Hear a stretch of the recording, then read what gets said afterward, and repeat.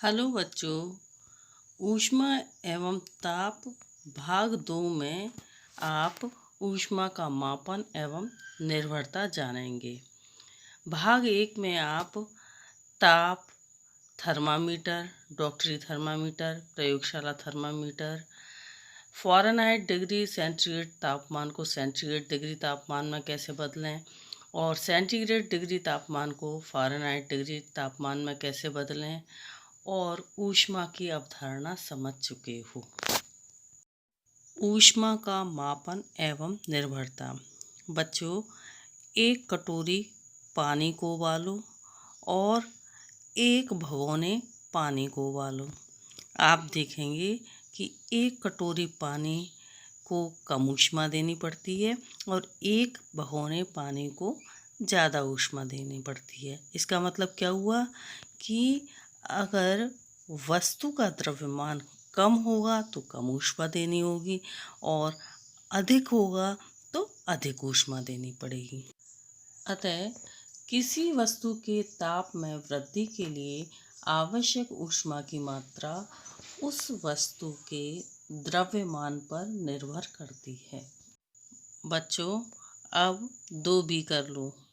एक बीकर में आधे भाग तक पानी भरो और उसे 20 डिग्री सेंटीग्रेड तक गर्म करो। पानी के गर्म होने तक का समय नोट करो। अब इसी प्रकार दूसरा बीकर लो, उसमें भी आधे भाग तक पानी भरो और उसे 40 डिग्री सेंटीग्रेड तक गर्म करो और उसका समय नोट करो। आप देखेंगे कि दूसरे बीकर के जल को गर्म करने में पहले बीकर की अपेक्षा अधिक समय लगा। इससे क्या पता चलता है? इससे पता चलता है कि अधिक ताप तक गर्म करने पर अधिक और कम ताप तक गर्म करने पर कम ऊष्मा लगती है। अतः ऊष्मा की मात्रा वस्तु के तापांतर यानी प्रारंभिक तथा अंतिम ताप के अंतर पर निर्भर करती है। बच्चों, अब 2 बीकर लो। एक बीकर में आधे भाग तक जल लो और दूसरे बीकर में आधे भाग तक तेल लो। दोनों बीकरों को बारी बारी से 3 मिनट तक गर्म करो। अब दोनों बीकरों का तापमान थर्मामीटर से नोट करो। आप देखोगे कि तेल वाले बीकर का ताप पानी वाले बीकर के ताप से अधिक है। आपने देखा कि आपने जल और तेल की समान मात्रा को समान समय तक गर्म किया, लेकिन ताप में वृद्धि अलग अलग हुई। इससे स्पष्ट होता है कि किसी पदार्थ के ताप में निश्चित वृद्धि के लिए आवश्यक ऊष्मा की मात्रा उस पदार्थ के द्रव्यमान और तापांतर के अलावा किसी और भी कारक पर निर्भर करती है। यह कारक विशिष्ट ऊष्मा है।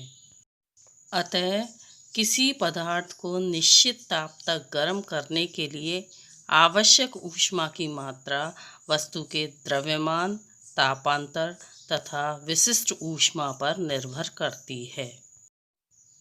ऊष्मा की मात्रा बराबर पदार्थ की विशिष्ट ऊष्मा गुणा पदार्थ का द्रव्यमान गुणा पदार्थ की ताप वृद्धि।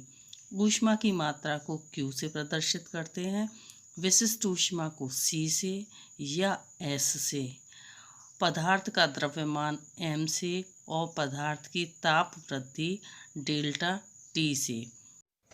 इस प्रकार ऊष्मा की मात्रा Q बराबर C m डेल्टा T होगी। विशिष्ट ऊष्मा की परिभाषा। किसी पदार्थ की विशिष्ट ऊष्मा ऊष्मा की वह मात्रा है जो उस पदार्थ के इकाई द्रव्यमान के लिए ताप में 1 डिग्री सेंटीग्रेड तक परिवर्तन के लिए आवश्यक होती है। अब हम विशिष्ट ऊष्मा को एक प्रश्न द्वारा समझते हैं। 2 किलोग्राम द्रव के ताप को 20 डिग्री सेंटीग्रेड से 70 डिग्री सेंटीग्रेड तक बढ़ाने के लिए 700 कैलोरी ऊष्मा की आवश्यकता होती है। द्रव की विशिष्ट ऊष्मा ज्ञात करो। द्रव का द्रव्यमान है, द्रव का द्रव्यमान बराबर है 0.2 किलोग्राम। तापांतर, तापांतर बराबर है 70 degree centigrade minus 20 degree centigrade. और ऊष्मा बराबर 700 कैलोरी। अब विशिष्ट ऊष्मा हमें ज्ञात करनी है। विशिष्ट ऊष्मा,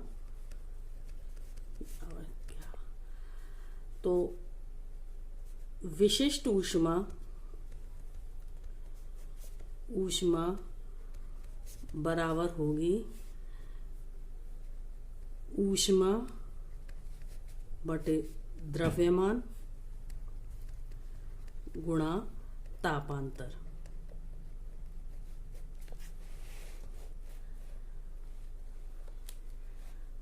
बराबर 700 बटे 0.2 70 बराबर 700 बटे 0.2 गुणा 50। 700 बटे 10 बराबर 70 कैलोरी प्रति किलोग्राम डिग्री सेंटीग्रेड। अगर इसे जूल में निकालना हो तो जूल में विशिष्ट ऊष्मा, ऊष्मा जूल में निकालनी है तो 70 गुणा 4.18 कर देंगे, क्योंकि 1 कैलोरी बराबर होता है 4.18 जूल के। बराबर 292.6 जूल प्रति किलोग्राम डिग्री सेंटीग्रेड। ऊष्मा का स्थानांतरण यानी एक स्थान से दूसरे स्थान पर पहुंचने की विधियां, ये 3 हैं। एक है चालन, दूसरी संवहन, तीसरी विकिरण। बच्चों, धातु के एक तार को मोमबत्ती पर गर्म करो। आप देखोगे कि थोड़ी देर बाद धातु के तार का दूसरा सिरा भी गर्म हो जाता है। बच्चों, आप जानते हो कि प्रत्येक पदार्थ अणुओं से मिलकर बना होता है। जब हम मोमबत्ती पर धातु के तार को गर्म करते हैं तो तप्त अणु अपनी ऊष्मा अपने पास वाले अणु को दे देते हैं और पास वाले अणु अपने दूसरे पास वाले अणुओं को दे देते हैं। इस प्रकार ऊष्मा एक सिरे से दूसरे सिरे तक स्थानांतरित होती है। ऊष्मा स्थानांतरण की इस विधि को चालन विधि कहते हैं। संवहन।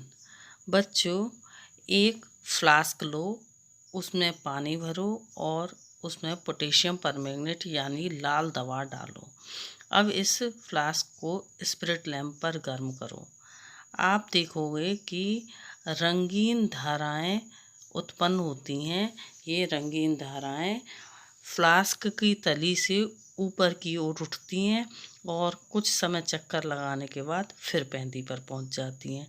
ऐसा क्यों होता है? क्योंकि जब जल के अणु गर्म होते हैं तो वो हल्के हो जाते हैं और हल्के अणु ऊपर आ जाते हैं और ठंडे अणु जो कि भारी होते हैं वो पेंदी में पहुंच जाते हैं। ये प्रक्रिया चलती रहती है। ऊष्मा स्थानांतरण की इस प्रक्रिया को हम संवहन कहते हैं। ऊष्मा स्थानांतरण की तीसरी विधि है विकिरण। इसमें किसी गर्म वस्तु से अपने चारों ओर ऊष्मा की किरणें उसी प्रकार फैलती हैं जिस प्रकार बल्ब या जलती हुई मोमबत्ती से प्रकाश की किरणें फैलती हैं। इसमें ऊष्मा स्थानांतरण के लिए किसी माध्यम की आवश्यकता नहीं होती। जैसे चालन में ठोस पदार्थ के अणु द्वारा ऊष्मा का संचरण हो रहा था और संवहन में द्रव के अणुओं द्वारा ऊष्मा का संचरण हो रहा है, लेकिन विकिरण में किसी भी माध्यम की आवश्यकता नहीं होती। ऊष्मा के सुचालक तथा कुचालक।